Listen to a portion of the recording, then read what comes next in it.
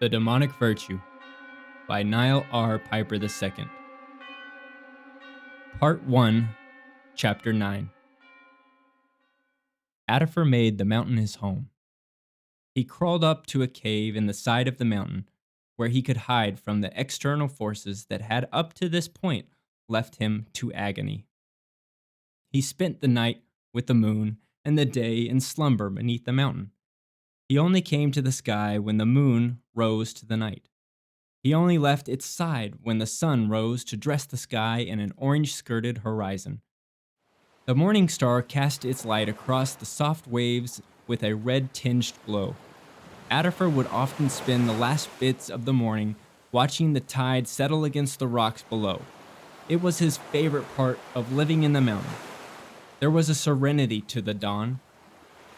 About 60 or 70 feet below the entrance of his cave, the waves would bring forth splashes of white water. For a long while, the waves were alone. Soon they were joined by collections of wet vegetation.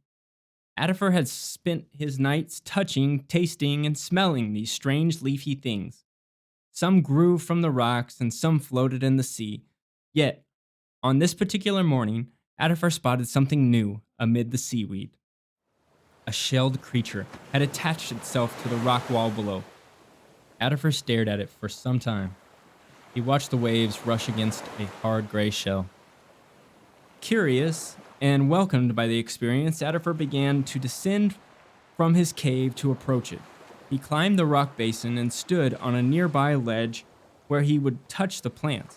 He knelt down and stretched his arm out to reach for the crustacean. He paused to study it with his eyes. Something other than an angel? It had small holes in the forefront of its shell. Something wet and slimy could be seen moving around inside those holes. Whatever it was alive, and did not fear Addifer. Behind it was a short, pointy tail. It did not move, it simply sat attached to the wall. Addifer released his thoughts and once more reached for it. The creature was far enough away that Addifer had to grab a rock nearby so he could stretch his arm out far enough to grab it. Yet, as he reached, his fingers could only brush its shell in his attempt. He collected himself and once more stretched with all his might to avoid falling into the soggy pool of seaweed below. At last, he placed a full hand upon the wet shell. He finally grasped his fingers around the shell's edges. He pulled it free from the wall with ease. Hidden below its shell, Addifer exposed 8 sharp legs, 2 black antennas, and a sharp chattering hole for a small mouth. The creature quickly lunged all its appendages from its shell toward its captor. Its quick movement shocked Addifer. He released the alien being back into the ocean. With a single splash, the shell hit the water, and the legs continued to squirm about into the air. It rocked back and forth as it sunk into the deep blue. Would it have been different if I had thrown it? He pondered. Several moons passed. Addifer could not stop thinking about the shelled creatures. He wondered, maybe it came from the same place as the green plants. During these days, Addifer thought and wondered about many things. He tried to avoid the Creator. That one thing he kept from his thoughts. Soon, the shelled creatures returned. Left undisturbed, the lonely angel in the mountain observed that in time crustaceans came to visit his island mountain. They grouped together and remained together.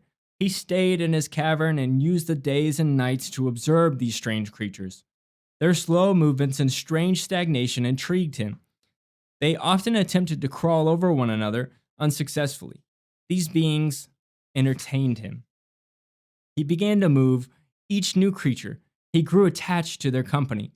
It would be in the tides of the full moon on a stormy night that the 2 largest waves would take the colony of guests back to the ocean, an experience Addifer was unable to witness, for he slept deep in slumber.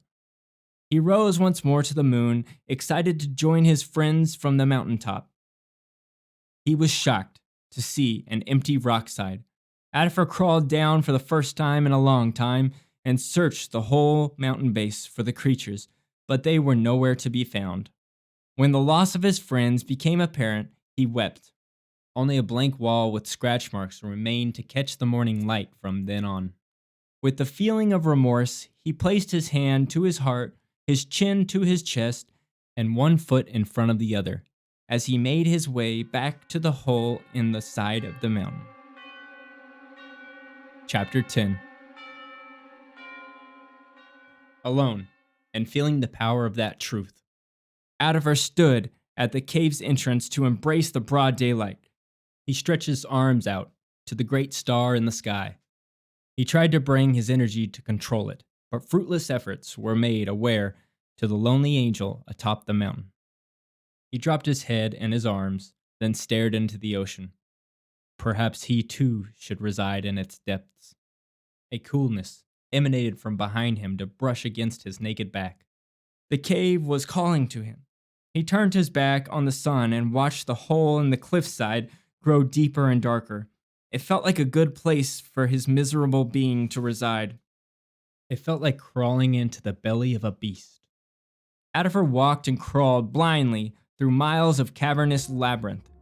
He used his hands to feel his way down the pitch-black tunnel. He traveled all the way down until he heard a splash.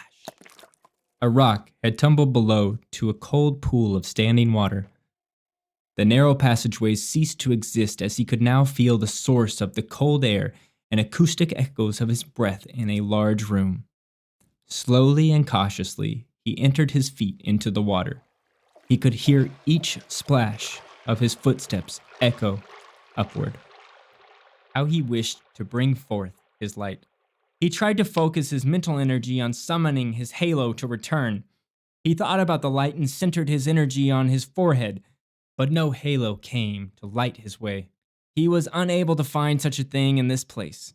The more he focused his energy in his mind, the more he felt the blood run hot.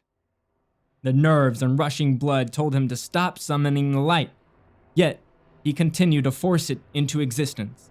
Surely perseverance would prevail. Try as he might, the state of light did not return. He felt the Creator laughing at him. The laughter only Addifer could hear. This laughter brought forth the familiar burning within him. He had felt this burning before, when his desire frustrated to anger. So he forced this to raise within him, from his belly to his chest. His friction burst like a wildfire through his limbs and into his head. The heat rushed to every fiber of his being. Instead of a halo, 2 lumps began to grow from his forehead. They began to bleed across his forehead and into his eyes. Screaming, he continued to force the fire out. Then, with one final release, a burst of flames emerged from inside his fists. The fire tore his fingers wide, and there, in the center of his palm, levitating above the red skin, was a flame. He clenched and embraced the fire in his left hand. He stretched out his fingers and raised his right hand to meet his eyes. Staring at the single flame resting in his right palm, he smiled. The light enveloped the room and revealed its grandeur. He lifted the hand above him. A room of gigantic space merged with the light and shadows. A gift from the Creator, he muttered sinisterly. A grateful horned angel stood alone in crystal blue water, staring at the flame in his hand. Only shadows stared back. This has been Chapter 9 and 10 of Part 1 of The Demonic Virtue by Niall R. Piper II. Stay tuned next week for Chapter 11 of The Demonic Virtue by Niall R. Piper II.